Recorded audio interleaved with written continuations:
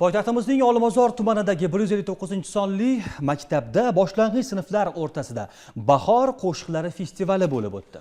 Unda muxbirimiz Dinara Xo'jayeva ham ishtirok etdi, ota-onalarning hamda o'quvchilarning taassurotlari bilan o'rtoqlashdi.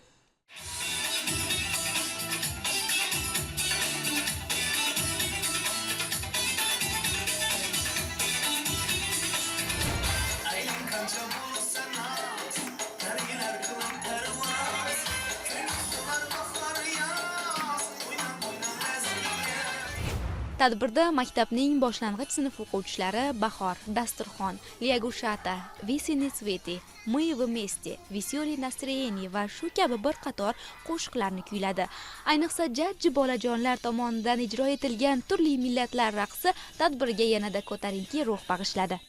Festivaldan maqsad o'quvchilarimizning iqtidorlarini turli sohalarda kashf qilish va ularga kelajakda hayotida kerak bo'ladigan yo'l-yo'riqlarni ko'rsatish va o'rgatish. 5 ta tashabbus doirasida o'quvchilarimiz doimiy ravishda sovrinli o'rinlarni egallab kelishmoqda.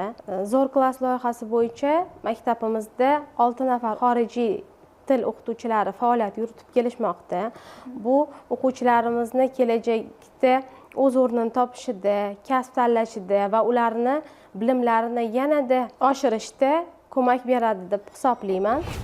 Mazkur maktabda bugungi kunda 1624 nafar o'quvchi tahsil olmoqda. Bolajonlar yaxshi bilim olishlari uchun esa barcha sharoitlar yaratilgan.